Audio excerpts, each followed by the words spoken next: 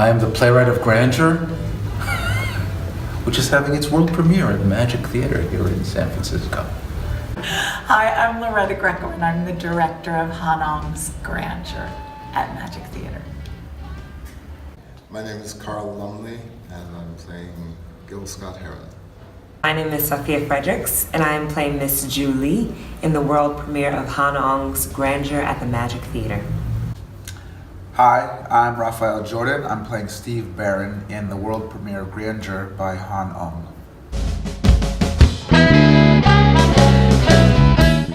Given the hugeness of his body of work, that he was ultimately a forgotten man. I was drawn to Grandeur for a number of reasons. First of all, it's so full of mystery. The play is not what it seems. Gil Scott-Heron drew me to this play. He's been in my consciousness for a long, long time. I am of the age that I remember some of his most amazing work. I feel like what drew me to this play is this question of iconography and how does one deal with their own greatness. I'd heard of Gil Scott-Heron, and I had heard the revolution will not be televised, and I knew he was political, but I didn't know really the depth and the breadth of his work and his artistry and his spirit. You think that this is a young wannabe writer who is at the feet of a master, of an elder, and we know how those stories go, but like all good plays, the piece stays just enough ahead of us so that it's full of surprises. I felt he was ultimately a sad figure, and as we say in the play, we always go to the sad ones. They're haunted and they're haunting.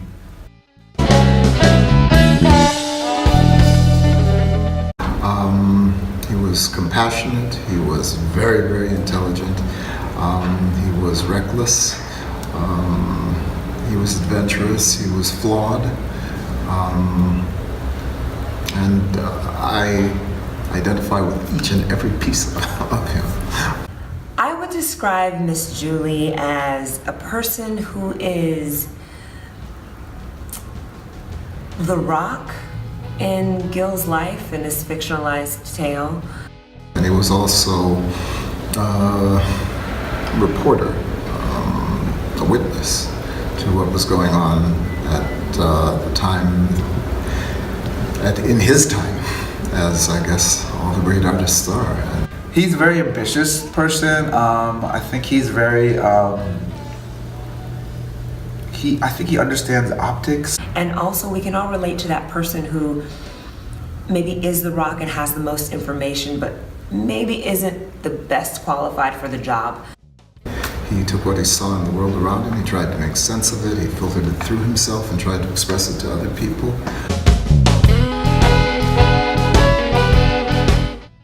With this new play, Han really is very specific about the planet that this play takes place on. And so that solar system, that world, is there for us to imagine. The process of rehearsal for any new play is, it differs from production to production and differs with the team that surrounds it. For this particular production, the process has been sort of alarmingly smooth. And I think it's probably the one really unique thing about working on new work is you can't possibly begin to be in the home stretch until you're in front of an audience.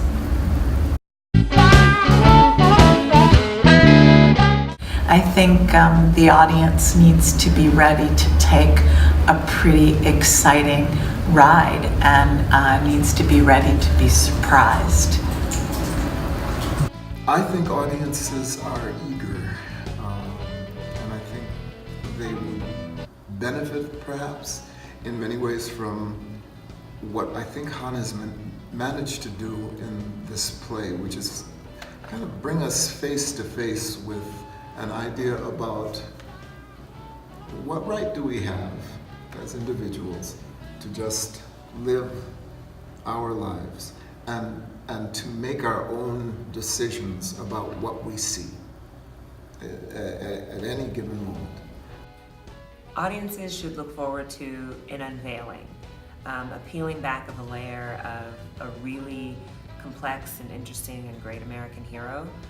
They should look forward to a wonderful performance by Carl Lumley.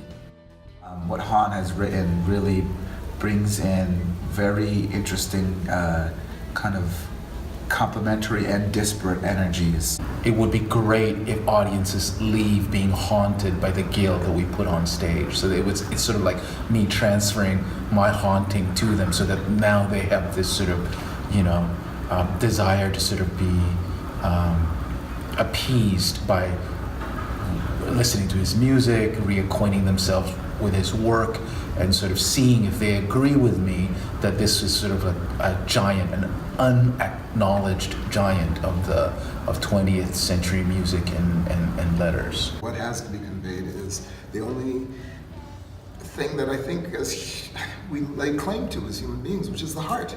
And that's where I think Han has written something that challenges my heart,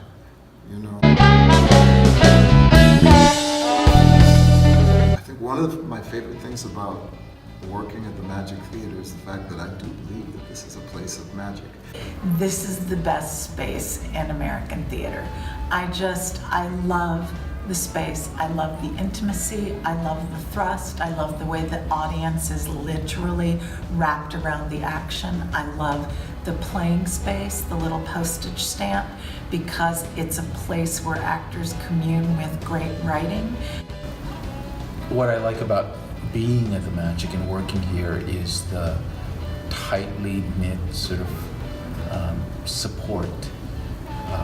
It feels like a family. I just feel like an adventurer when I work here, like an explorer, going off into the unknown and hoping to come back, because I left my car in the lot and I don't want ticket.